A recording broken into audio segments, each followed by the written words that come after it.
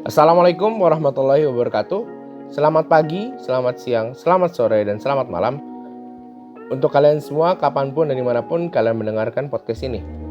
Semoga hari kalian selalu diberikan keselamatan, kesehatan, dan dijauhkan dari mara bahaya di tengah pandemi COVID-19. Hari ini, gue Muhammad Nimo Satrio Hardono dari kelas 12 IPS 1 akan mereview buku yang berjudul tentang pembom di atas Jepang Perang Dunia II. Buku ini dikarang oleh Keith Wheeler, wartawan surat kabar South Dakota, dan penulis untuk majalah Life meliputi perang melawan Jepang untuk Daily Times Chicago dan menuliskan pengalamannya dalam buku The Pacific is My Beat and We Are the Wounded. Ia juga telah mengarang dua buku lain dalam seri Perang Dunia II, yaitu Jalan Menuju Tokyo dan Perang di Kelaman Pasifik. Untuk penasihat tersendiri ada Kolonel John R. Elting. Dia seorang purnawirawan Angkatan Darat Amerika Serikat.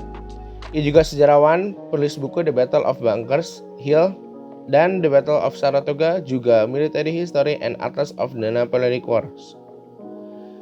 Bekas lektor kepala di West Point ini mengarang buku Battles of Scandinavia dalam seri Perang Dunia II terbitan Pustaka Time Life.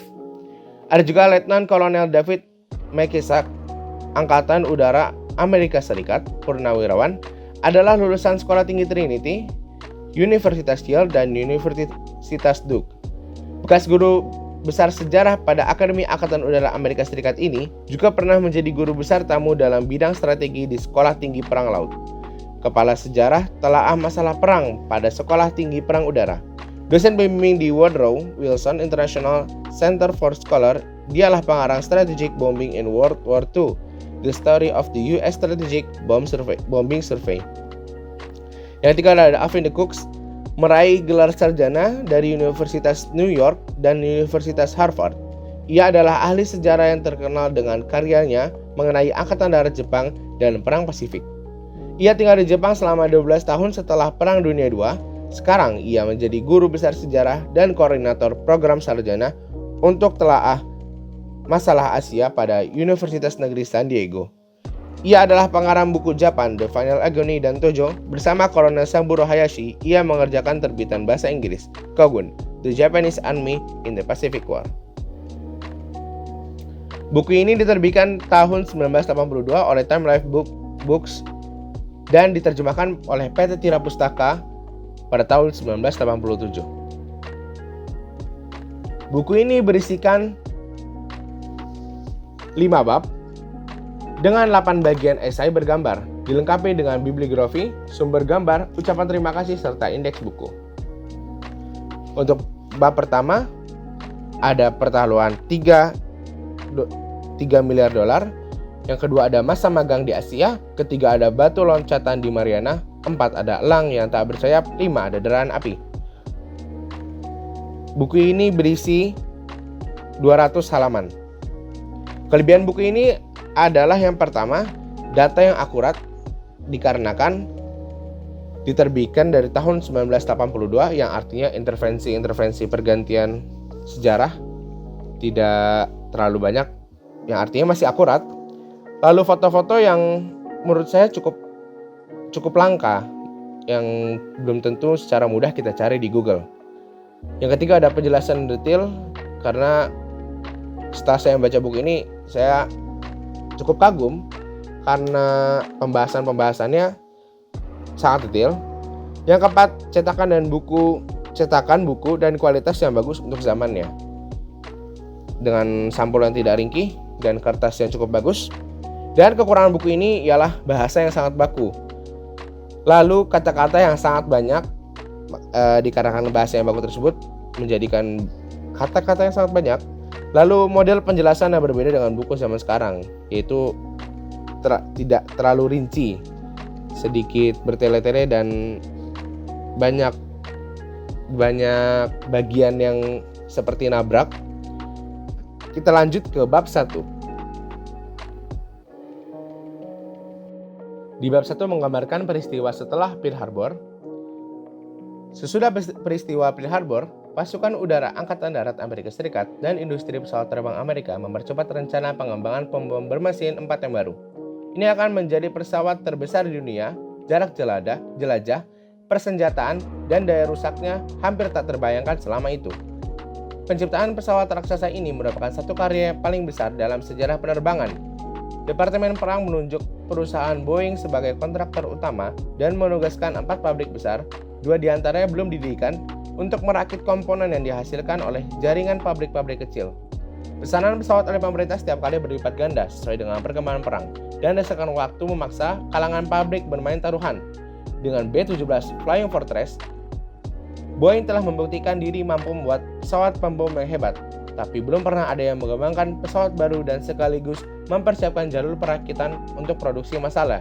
Namun Boeing telah menyiapkan perlengkapannya setahun sebelum bagan yang lengkap tersedia. Pada bulan September 1942, B-29 pertama diterbangkan. Pada musim berikutnya, sementara uji terbang prototipe baru masih berlangsung, contoh produksi Super Fortress mulai mengalir dari jalur perakitan. Penyesuaian yang tergesa-gesa dan terus-menerus pada bulan-bulan selanjutnya memperumit pengembangan pesawat itu. Beberapa perubahan bahkan masih dilakukan ketika pesawat B-29 mulai terjun ke medan perang. Namun rancangan dasarnya ternyata hebat dan pertaruhannya berhasil. Pada tahun 1944, Amerika memiliki senjata yang luar biasa ampuhnya. Di buku ini digambarkan bagaimana pesawat B-29 diuji di ruang uji. Pesawat B-29 ini diuji dengan tekanan hidrolik sebesar 136 ton untuk meniru tekanan diakibatkan oleh tarikan pada saat menukik tajam. Sayap B-29 membengkok kira-kira 2,5 meter dan kemudian hancur. Juga meriam sebesar 20 mm diatur letaknya untuk menembaki badan B-29. Dan ketika dicoba hasilnya, pesawat B-29 ini termasuk kuat untuk menahan tembakan tersebut. Juga dikarenakan kebutuhan akan produksi massal, akhirnya pekerja-pekerja wanita dilatih untuk merakit pesawat. Pada bulan Mei 1941, ketika pasukan Hitler bersiap-siap menyerang Rusia, B-29 masih berupa rancangan awal di atas kertas. Sekitar 8.000 gambar memberikan hasil karya ribuan ahli teknik dan juru gambar aeronautika selama 2 tahun. Satu-satunya bentuk 3 dimensi yang menunjukkan adanya pesawat itu ialah maket kayu dalam ukuran penuh pada pabrik Boeing di Seattle, Washington. Jerman semakin agresif dan sebagai reaksi terhadap tekanan itu, Korps Udara Angkatan Darat meninggalkan sikap terlalu hati-hati dan membatasi penyediaan peralatan baru dan mahal. Jadi pesawat B-29 ini dibangun juga atas tekanan kekuatan Jerman saat itu sudah siap-siap mau menyerang negara-negara di Eropa. Juga ada permasalahan di pesawat B-29 oleh para ahli bahwa ada yang memperdebatkan bahwa sayap B-29 ini rancangannya terlalu besar sehingga tidak bisa terbang dengan halus dan cepat. Sekalipun mengalami rangkaian penundaan, kegagalan, kecelakaan, dan perubahan-perubahan yang menjengkelkan, pada tahun 1943 tampaknya sejumlah B-29 pertama akan segera siap dikirim melawan musuh. Barangkali sudah pada bulan Januari berikutnya, semakin dekatlah saatnya pasukan udara harus memutuskan dengan tepat untuk apa Super Fortress itu dan siapa musuhnya. Keputusan tersebut menduduki prioritas tinggi dan Presiden Roosevelt pun menaruh perhatian besar. Jadi ada yang berpendapat untuk B-29 dijadikan sebagai pembom karena angkatan tentara waktu itu sangat membutuhkan pesawat pembom untuk menyerang Jepang. Untuk angkatan laut tersendiri mempunyai gagasan sendiri mengenai penggunaan pesawat hebat itu dengan mengubah tugas strategis B-29 menjadi tugas pengintaian dan anti kapal selam. Angkatan laut merasa mempunyai alasan kuat. Mereka menuntut jatah B-29 juga seperti itu. Pasukan udara Angkatan Darat dengan tegas menolak usul Angkatan Laut. Jenderal Arnold sudah sejak lama memutuskan bahwa pengaturan tugas pembom baru itu harus dipusatkan di markas besarnya di Washington. B-29 sama sekali tidak akan disebarkan bagi komando-komando pasukan udara setempat di seluruh dunia, apalagi diberikan kepada Angkatan Laut. Lebih-lebih, para pemimpin pasukan udara hanya memikirkan satu misi, yakni menghancurkan negara Jepang sendiri. Perkembangan perang telah mengesampingkan kemungkinan adanya manfaat persenjataan baru itu di luar kepulauan Jepang, bahkan untuk sasaran yang sangat penting sekalipun. Juga ada perdebatan tentang di pulau mana mereka akan berangkat dan menyerang Jepang. Ada yang bilang mengusulkan untuk di pangkalan di Cina agar Super Fortress dapat menempuh jarak 6.100 km ke bagian selatan Jepang pergi dan pulang. Pangkalan itu belum ada, tetapi pilihan atas Cina mengandung segi politik yang menarik. Dalam pertemuan di Casablanca pada bulan Januari, Presiden Roosevelt sudah menegaskan bahwa ia bermaksud untuk berbuat suatu hal yang penting bagi Cina untuk membujuk Jenderal Besar Chiang Kai-shek yang tidak tetap pendirian itu agar terus melibatkan diri dalam perang. Jenderal Marshall sudah menyarankan agar kekuatan udara Amerika menyerang industri Jepang di Asia dari Cina. Roosevelt setuju dengan pemikiran bahwa kehadiran pembom Amerika Serikat pasti meningkatkan semangat juang Cina. Dengan titik tolak ini, gagasan penempatan B-29 di Cina berjalan tepat. Pemboman dari Cina akan sangat mahal dan sulit. Pertama-tama, tidak ada pelabuhan laut untuk memasukkan perbekalan armada pembom itu. Pada tahun 1943, Jepang menguasai semua kota di pantai Asia, mulai dari Manchuria di sebelah utara, sepanjang lengkungan darat Asia ke barat daya, melalui Burma sampai pinggiran India. Makanan, bahan bakar, bom, suku cadang, amunisi, dan tenaga manusia harus didatangkan ke pangkalan Cina dari India lewat udara melalui Himalaya. Boleh jadi, Roosevelt lah orang pertama yang mengusulkan pemecahan sebagai masalah perbekalan. Setelah itu, di buku ini ditampilkan anatomi senjata kelas berat pesawat B-29 yang akan saya tunjukkan di video. Semakin lama saya melihat gambarnya, semakin saya berpikir bahwa bagaimana tidak diperdebatkan. Pesawat ini rangkaiannya sangat hebat untuk zamannya. Bisa memuat banyak manusia, juga bom yang cukup banyak. Lalu di buku ini juga ditampilkan posisi-posisi juru bom, komandan, kopilot, juru mesin, juru navigasi, juru radio, juru tembak atas, juru tembak kiri, juru tembak kanan, pengamat radar, dan juru tembak ekor.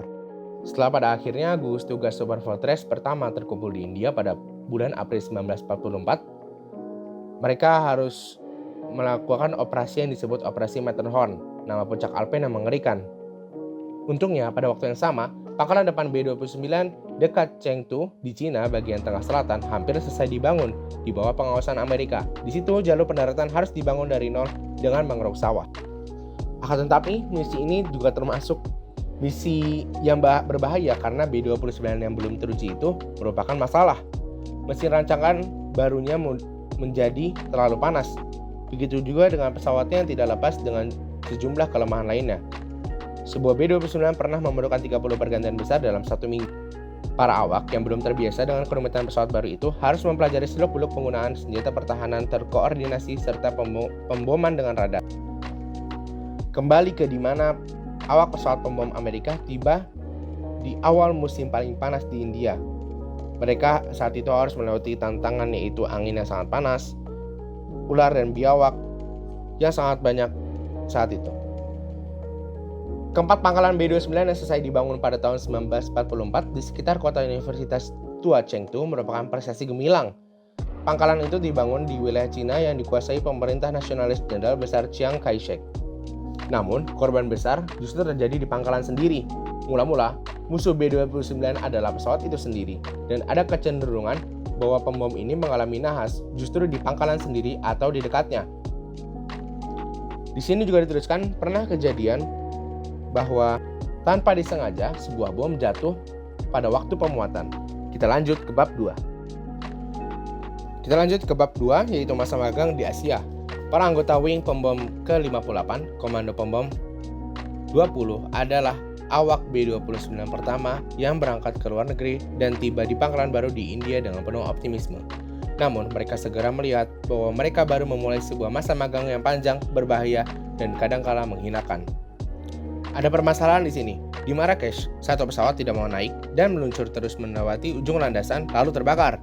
Pada B-29 yang lain, awaknya menjadi bingung karena pesawat tidak sanggup naik dan bertahan pada ketinggian 4.900 meter yang diperlukan untuk melewati pegunungan Atlas dalam perjalanan dari Marrakesh ke Kairo. Juga permasalahan mesin Cyclone R3350 yang cenderung menjadi terlalu panas dan kemudian terbakar. Juga permasalahan datang dari para awak di India yang belum berpengalaman. Persiapan mereka untuk tugas B-29 sebagian besar terbatas pada pelajaran di kelas dan latihan terbang dengan pesawat B-17. Sebagian kecil saja mengalami lebih dari 2 jam latihan untuk tugas yang dimaksudkan, yaitu pemboman tepat di sasaran yang dilakukan sambil terbang tinggi dalam formasi. Juga kondisi hidup di pangkalan baru yang tidak menyenangkan. Suhu udara India sangat panas, kesulitan angkutan menghambat kelancaran penyediaan ransum untuk pasukan Amerika. Demikian pula makanan setempat yang tidak biasa serta air minum yang kurang bersih segera menyebabkan para awak menderita sakit perut. Selain itu, mereka mengalami gangguan yang aneh-aneh. Pada suatu hari, selagi duduk di tempat tidur dari jaring tali yang dikaitkan pada rangka kayu, Kapten Patilo dikejutkan oleh suara gerisik. Begitu menengadah, ia melihat kadal yang panjangnya 45 cm menyerang sesuatu yang tidak terlihat. Kemudian mangsanya ternyata lipan hitam berkaki kuning yang panjangnya 23 cm jatuh dari atap jerami. Beberapa hari kemudian, perwira lain membunuh ular sendok di samping baraknya. Bahaya yang lebih buruk masih akan dihadapi. Mayor Jenderal Henry Arnold sudah merencanakan armada B-29-nya sebagai pasukan udara strategis menyeluruh yang tidak hanya berada di luar kekuasaan komando setempat, tetapi juga mandiri di medan. Jika Super Fortress harus membom Jepang dari lapangan terdepan di sekitar Chengdu, Cina, maka perbekalan harus diangkut sendiri, termasuk bahan bakar demikian banyaknya diperlukan oleh B-29. Pangkalan di India mengambil bahan bakar di Kalkuta melalui saluran pipa yang telah dipasang pada musim dingin sebelumnya oleh pasukan seni Amerika dengan mempekerjakan tenaga sipil India, tetapi tidak ada saluran pipa menuju Cina. Setelah menangani masalah tadi, naungan tak terduga tiba-tiba datang. Bantuan dan keramah-tamahan yang murah hati dari orang Cina komunis terhadap para awak B-29 yang jatuh merupakan kejutan yang menyenangkan bagi orang Amerika itu. Selain berperang melawan Jepang, orang komunis pimpinan Mao Zedong berperang melawan pemerintah nasionalis Chiang Kai-shek yang didukung Amerika. Pada akhir tahun 1944, seluruh awak sebuah B-29 terjun di wilayah sengketa setelah melancarkan serangan ke Nanking yang dikuasai Jepang. Mayor Francis B. Morgan beserta 4 temannya yang selamat diberi perlindungan oleh anak buah Mao. Selama 16 minggu, Morgan dan teman-temannya tinggal bersama orang komunis menunggu penjemputan. Selama itu, para gerilyawan komunis sungguh-sungguh berusaha membuat mereka betah, antara lain dengan menyediakan hidangan lengkap pada hari syukur dan hari Natal. Ketika akhirnya mereka diantar melalui jalan darat ke tempat perjumpaan dengan pesawat penjemput, mereka disambut sebagai pahlawan di kampung-kampung yang dikuasai komunis. Sebaliknya, bahaya besar bagi Morgan dan teman-temannya agaknya justru datang dari pihak nasionalis yang tidak mau berunding dengan pihak komunis sekalipun mengenai pengembalian awak pesawat. Pesawat-pesawat penjemput mendarat di kawasan komunis dengan cepat membawa mereka keluar Cina karena polisi rahasia Chiang Kai-shek mungkin akan membunuh mereka agar tidak ada cerita mengenai perlakuan baik yang mereka terima dari pihak Mao. Di sini digambarkan bahwa dengan spanduk berbahasa Inggris, khayal ramai menyambut para angkasawan Amerika sewaktu mereka tiba di kota Cina yang dikuasai kaum komunis. Sedikit lucu apabila kita bandingkan dengan politik pada zaman masa kini. Setelah itu kita lanjut ke pangkalan raksasa muncul di Guam. Tidak lama sesudah pasukan amfibi Amerika Serikat menguasai Kepulauan Mariana pada musim panas tahun 1944, berlangsunglah program kilat untuk mengubah kepulauan itu menjadi pangkalan-pangkalan terdepan B-29. Instalasi Guam, pulau seluas 559 km persegi dan merupakan pulau terbesar di Kepulauan Mariana, disusun sama seperti di Amerika Serikat.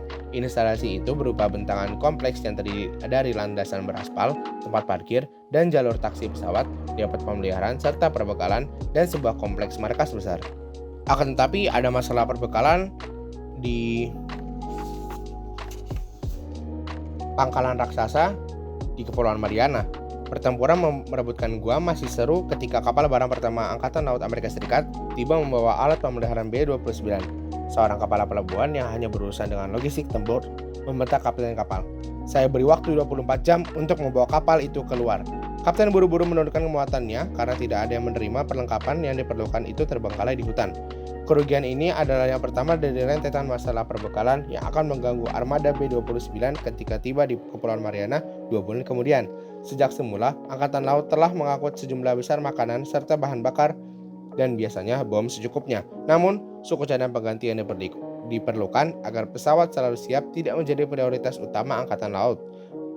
Pasukan udara harus mengangkut suku cadang sendiri dari Amerika. Pilihan Angkatan Laut atas Guam sebagai pangkalan terdepan utama ikut menyebabkan kekurangan pasukan Caraka dan Zeni maupun kurangnya perbekalan. Bahkan setelah depot pemeliharaan selesai pada bulan April 1945, tempat naungan masih sangat kurang dan bertumpuk-tumpukan peralatan terpaksa dibiarkan di luar sehingga terkena hujan dan debu.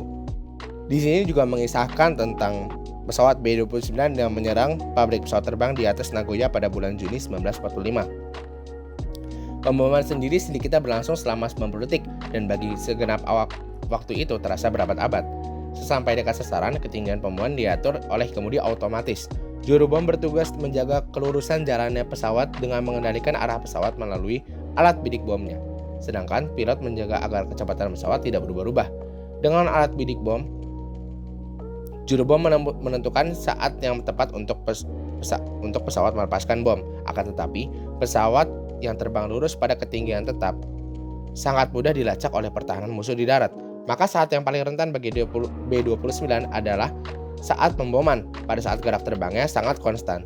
Ketika itu B-29 diterangi oleh lampu sorot dan peluru anti pesawat yang berledakan di sekitarnya. Bagi segenap awak, teriakan "Bom sudah lepas" terdengar sangat melegakan.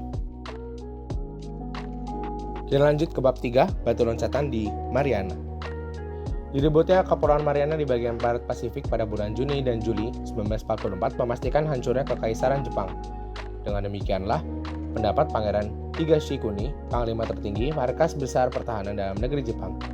Selesai perang, Higashikuni menyatakan kepada para pemeriksa dari pihak sekutu bahwa kedatangan B-29 di pangkalan yang baru saja dibangun di Kepulauan Mariana praktis memupus harapan bangsanya untuk menang. Pesimisme ini cukup beralasan. Dari Guam, Saipan, dan Tinian di Kepulauan Mariana yang berada dalam jarak 2000 km di sebelah tenggara Tokyo, B-29 dapat menjangkau setiap tempat yang dari segi militer penting di Jepang. Yang paling rawan ialah Honshu, pulau penuh industri tempat berdirinya ibu kota Jepang. Kita maju ke waktu untuk serangan tanggal 19 Januari. Hansel memilih sasaran baru yaitu pabrik industri pesawat Kawasaki di Akashi dekat Kobe. Kali ini, dia bernasib baik. Seperti pabrik pesawat lainnya, Kawasaki merupakan sasaran pilihan. Pada tahun 1944, pabrik ini menghasilkan 17% kebutuhan kerangka pesawat Jepang dan 12% bagi mesinnya.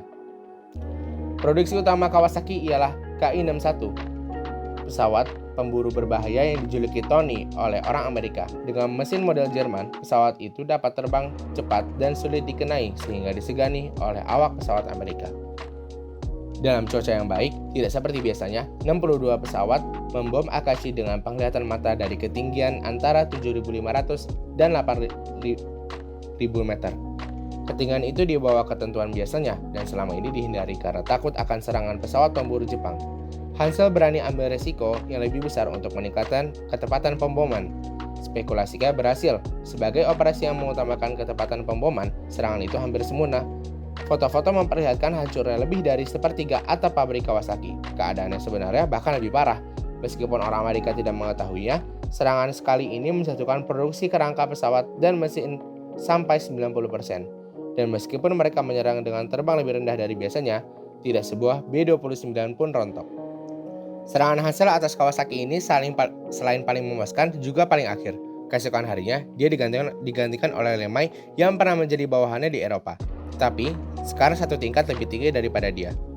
Lemay melancarkan serangan selanjutnya pada bulan Januari. Menurut rencana Hansel, serangan ulang pada tanggal 23 Januari ke pabrik mesin Mitsubishi di Nagoya, menimbulkan kerusakan di sana-sini. Meskipun awan tebal menyelimuti sasaran, sehingga hanya 28 di antara 73 pesawat yang dapat menemukan sasaran, serangan lainnya yang dilakukan pada tanggal 27 Januari ke pabrik Nakajima di Musashino dengan 74 pesawat pembom sungguh mengecewakan. Pesawat pemburu Jepang melejit ke udara beramai-ramai menantang pertarungan. Juru tembak B-29 menyatakan bahwa 60 pesawat Jepang dirontokkan, tetapi Jepang menembak jatuh 5 pembom Amerika. 2 pembom lagi jatuh ke laut, 1 terbanting ketika kembali ke pangkalan dan sebuah hilang begitu saja. Sasaran hanya mengalami kerusakan kecil. Setelah melewati kegagalan, Lemay meluncurkan lagi 84 Super Fortress dengan muatan campuran bom api dan 225 kg bom segala sasaran. Yang dituju ialah pabrik pesawat Nakajima di Ota, pabrik perakitan pesawat Nakajima Ki-84 yang dijuluki Frank oleh orang Amerika dan dianggap sebagai salah satu pesawat pemburu Jepang yang terbaik. Kendati pun hampir sepertiga pabrik yang terdiri dari 37 bangunan itu rusak, ketepatan pemboman B-29 masih jauh dari yang diharapkan. Hanya 7 bom api dan 97 bom segala sasaran, 43 diantara tidak meledak, jatuh di daerah pabrik. B-29 tampaknya belum menemukan cara tepat untuk berhasil. Di mana ada perang di atas laut, pasti ada yang jatuh. Adanya kemungkinan jatuh itu di perairan Pasifik bagian barat yang luas dan sepi menciutkan semangat juang awak B-29. Seorang di antaranya mengaku, yang paling mencemaskan adalah bayangan akan kemungkinan mencebur di lautan yang gelap itu. Ketakutan mereka cukup beralasan, dari 264 orang awak pesawat yang tewas selama 2 bulan pertama sejak dilancarkannya pemboman dari Mariana, separuh lebih hilang di laut. Komando Amerika menanggapinya dengan mendirikan rangkaian satuan pencari dan penyelamat di sepanjang jalur B-29 ke Jepang sejauh 2.400 km. Sejak bulan November 1944, ketika serangan dilancarkan, kapal perusak dan kapal selam ditempatkan berselang-seling di sepanjang jalur dan pesawat jarak jauh berpatroli di antara daerah keduanya.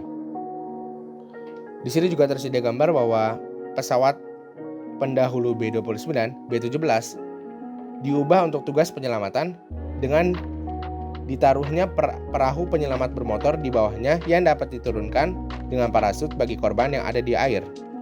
Ada kisah menarik di sini.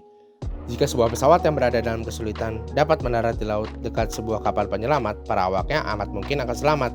Bagi yang jatuh di antara pos-pos penyelamatan, harapan untuk tertolong tipis sekali. Perahu karet kecil mereka yang terapung-apung di laut seluas ribuan kilometer persegi bisa jadi tidak terlihat oleh regu pencari yang mengamati laut dari pesawat terbang, betapapun intensif usaha mereka. Maka dari itu, Angkatan Laut menyumbangkan PB Catalina dan PBM Mariner, pesawat terbang air yang amat lamban tetapi dapat diandalkan. Pesawat penolong ini dilengkapi dengan peralatan penyelamatan dan dijuluki Dumbo, nama tokoh gajah terbang yang gagah berani dalam sebuah film Walt Disney. Akan tetapi, kekurangannya ialah jangkauan dan persenjataan pesawat Dumbo kurang mencukupi untuk berpatroli sampai ke wilayah dekat Jepang. Kita lanjut ke bab 4.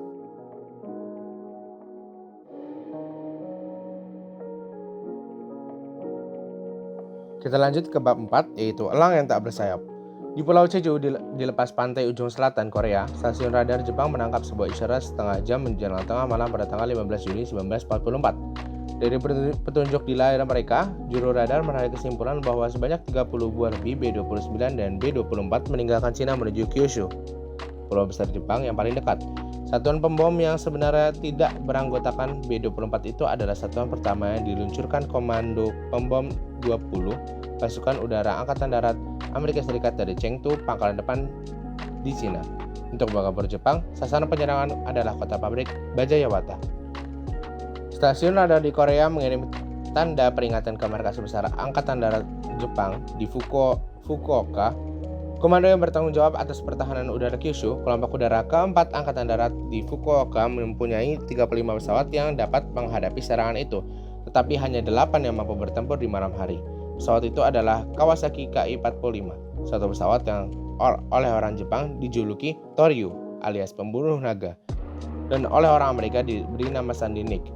Pesawat bermesin ganda dengan 2 tempat duduk, itu sajalah pesawat penyergap malam yang dimiliki Angkatan Darat. Menurut rancangannya, beberapa model pesawat itu dilengkapi dengan radar pesawat terbang. Beberapa pesawat penyergap itu mulai mengudara pada pukul 12.52 malam waktu Jepang, 1,5 jam kurang sedikit sesudah isyarat radar pertama. Pada pukul 1.30 malam, terjadilah pertemuan dengan pesawat pertama dari sebanyak 47 buah B-29 yang terbang tinggi. Pecahlah pertempuran kacau selama 2 jam dalam serangkaian pertempuran tanpa henti antara pesawat Jepang, kebanyakan pembunuh naga, dan Super Fortress yang datang satu persatu setiap 2 atau 3 menit di atas bagian utara Kyushu. Lampu sorot Jepang kadang-kala menangkap pembom yang terbang sendiri, dan seketika 120 penangkis udara yang dari berbagai kaliber memuntahkan 9.000 peluru riuh rendah. Jepang menyatakan telah menghancurkan 7 Super Fortress pada tanggal 15-16 Juni. Amerika mengakui kehilangan 7 pembom karena berbagai sebab, tapi tidak satupun rontok di atas sasaran. Bagaimanapun juga, penguasa Jepang menganggap pertempuran itu kegagalan yang memalukan. Komando tinggi telah menentukan jumlah minimum pesawat yang harus dirontokkan, yakni 50% dari seluruh pasukan penyerang. Dan atas dasar perhitungan ambisius itu, hasil mereka sangat tidak memuaskan. Meskipun hasil penyidikan yang dimulai sehari setelah pertarungan 15-16 Juni di atas Kyushu itu tidak memberikan pujian bagi siapapun. Namun yang paling mengecewakan para penguasa adalah artileri penangkis udara. Walaupun telah menghamburkan peluru, rata-rata 75 peluru setiap meriam, pada juru tembak penangkis udara tidak berhasil menentukan satu B-29 pun. Sebagai akibat penampilan yang mengecewakan ini, perwira staf senior Komando Penangkis Udara Angkatan Darat Barat ditegur atasannya dan Komandan Resimen Penangkis Udara ke-131 yang menjaga daerah Yawata dipindahkan ke Manchuria dengan tidak hormat. Informasi menarik tersedia di buku ini halaman 140, yaitu karena strategi Amerika yang menyerang pabrik-pabrik, akhirnya Jepang membangun pabrik pada sisi tebing cadas bekas tambang, yaitu di bawah tanah di Oya, Jepang, untuk menghindari pemboman B-29. Pabrik seluas 50 meter persegi ini mulai memproduksi mesin, badan pesawat, dan sayap untuk pesawat pemburu Nakajima Badai. Kurangnya bahan dan tenaga terampil menyebabkan kemacetan di berbagai mesin. Seperti yang diperlihatkan di sebelah kiri, selama 3 bulan hanya 70 mesin diselesaikan. Sekarang, mari kita bahas prajurit udara Jepang. Yaitu salah satunya siasat kamikaze untuk membendung pembom. Pada akhir 1944, Kapten Teruhiko Kobayashi pada usia 24 tahun menjadi komandan termuda Satuan Perburu Pasukan Udara Angkatan Darat Jepang. Karena nasib dan kemahirannya, ia termasuk di antara beberapa penerbang yang selamat. Pada bulan-bulan terakhir perang, ia memperoleh penghargaan karena berhasil merontokkan 10 B-29. Ia juga sangat berani. Salah satu korbannya ialah hasil siasat nekat penuh risiko, menabrakkan diri. Strategi seperti itu dikarenakan banyaknya pilot hijau dan keperkasaan B-29, ditambah lagi dengan keinginan orang Jepang yang berdarah daging untuk gugur terhormat dalam perang, mendorong timbulnya siasat bunuh diri. Sementara kebanyakan pilot tetap menggunakan cara penyerangan yang konvensional, satuan khusus dibentuk untuk melaksanakan misi menabrakkan diri. Seorang pilot yang sudah bertekad menabrakkan diri adalah lawan yang mengerikan. Akan tetapi, siasat ini tidak berhasil seperti yang diharapkan, sebab ironisnya menabrakkan pesawat ke pesawat lain yang sama-sama melaju cepat memerlukan keterampilan yang tidak dimiliki semua pilot. Karena pertempuran malam juga memerlukan pilot yang cukup mahir, beberapa pilot pemburu malam mulai merangkap sebagai penabrak. Dalam situasi itu, pengalaman amat penting. Pilot kawakan seperti Teruhiko Kobayashi, kalau mungkin, diharap tetap selamat untuk beraksi lagi. Kemudian, Amerika mengeluarkan jenis pesawat baru yaitu Mustang P-51D yang dianggap pemburu paling unggul di dunia. Komandan pemburu 7 Pasukan Udara Angkatan Darat tiba di Iwo Jima pada bulan Maret 1945. Misi mereka mengawal B-29 yang menyerang Jepang. Misi pertama berhasil lumayan. Pada tanggal 7 April, lebih dari 100 Mustang bergabung dengan B-29, kira-kira sebanyak itu, dan mengawalnya dalam serangan siang atas Tokyo. Pemburu Jepang mengudara dalam menyergap dan terjadilah pertarungan hebat. Kita lanjut ke bab terakhir, bab 5. Sampai juga kita ke bab 5 yang berjudul Deraan Api. Di bab ini salah satunya membahas tentang penyerangan yang dilancarkan pada tanggal 12 April, yaitu serangan 11 oleh Wing ke-73 terhadap seteru lamanya, yakni pabrik mesin Nakajima di Musashino. Akhirnya penyerbuan siang hari berhasil menjatuhkan bagian terbesar bom berkekuatan tinggi ke sasaran, dan kerusakan yang ditimbulkan bersama kerusakan akibat serangan pesawat kapal induk pada bulan Februari tahun lalu benar-benar melenyapkan pabrik penting tersebut. Pada hari yang sama, Wing ke-314 menyerang pabrik kimia di Koriyama. Misi mereka menelurkan suatu tindakan kepahlawanan yang luar biasa dan menghasilkan satu-satunya bintang kehormatan yang dianugerahkan kepada seorang awak B-29 selama perang City of Los Angeles. Juga bab ini mengulas tentang operasi Starvation, yaitu melumpuhkan pelayaran dengan ranjau. B-29 meranjau jalur-jalur utama pantai Jepang pada peta di bawah ini. Upaya ini mempunyai 3 sasaran: memotong impor makanan dan bahan mentah dari daerah Asia yang diduduki Jepang, mencegah penggelaran kekuatan militer Jepang, dan melumpuhkan pelayaran pantai yang merupakan 75% sarana penghubungan negeri kepulauan itu. Dengan terbang rendah dan bernavigasi dengan bantuan radar, pesawat pembom mengandalkan awan tebal dan kegelapan untuk berlindung terhadap pertahanan musuh. Ada 3 jenis ranjau disebarkan: ranjau magnet, yang meledak apabila ada logam, ranjau akustik yang meledak karena bunyi mesin dan baling-baling kapal, ranjau yang relatif baru, yakni ranjau yang meledak apabila tertekan oleh air yang berpindah akibatnya desakan ondas kapal yang sedang berlalu di dekatnya. Ranjau magnet dan akustik dapat dibersihkan dengan bahan peledak dan sapu logam yang sudah lazim. Namun, satu-satunya cara bertahan yang dapat dilakukan terhadap ranjau tekanan air hanyalah memperlambat lalu lintas perairan sampai kecepatan merayap. Amerika membuyarkan cara pertahanan ini dengan mencampur adukan jenis ranjau yang disebar. Operasi Starvation mematikan lalu lintas laut dengan begitu efektif, sehingga setelah tanggal 27 Maret 1945, tidak ada kapal besar yang berani melayari Selat Shimonoseki, pintu gerbang utama di barat menuju laut pedalaman Jepang. Pada pertengahan musim panas, Jepang hanya mengimpor sebagian makanan yang dibutuhkan dan sama sekali tidak mengimpor bahan mentah. Juga tidak lupa pada tanggal 14 Mei, 4 wing yang terdiri dari 472 Super Fortress dengan muatan 2.281 ton bom api terbang di atas bagian utara Nagoya dan hanya menghanguskan daerah seluas 7,5 km persegi lebih sedikit. Ini tidak cukup. Nagoya tampaknya tak terusakkan seperti pabrik Nagajima di Musashino. 2 malam kemudian, 457 pesawat menghantam Nagoya lagi dengan bom api terbanyak dengan catatan yakni 3.273 ton, dan kota itu akhirnya takluk. Sapuan api mendatangkan kerusakan pada bidang seluas hampir 10,5 km persegi, termasuk pabrik perakitan pesawat terbang Mitsubishi, pabrik terbesar di Jepang. Nama Nagoya dicoret Lemai dari daftar kota yang masih akan dihancurkan. Walaupun lebih dari sepertiga Tokyo telah dihancurkan oleh keempat serangan bom api sebelumnya, pembunyi hangusan itu belum memuaskan Lemai. Pada malam tanggal 23 Mei, 520 Super Fortress menjatuhkan 3.277 ton bom api di bagian kota yang merupakan campuran antara kawasan industri dan pemukiman di sebelah barat pelabuhan Tokyo dan sebelah selatan Istana Kaisar. Cuaca sangat buruk. Daerah sasaran hampir seluruhnya tersamar oleh awan yang rendah dan lampu sorot yang mencari-cari. B-12 sekarang memiliki musuh baru. Jepang kini meluncurkan Baka, bom bersayap yang didorong roket berbaling-baling dan berawak. Baka yang semula dirancang untuk serangan bunuh diri terhadap kapal ini diluncurkan dari pesawat induk. Bom itu melesat ke arah B-12 pada kecepatan 960 km per jam, hampir secepat bunyi, namun kecepatan tinggi.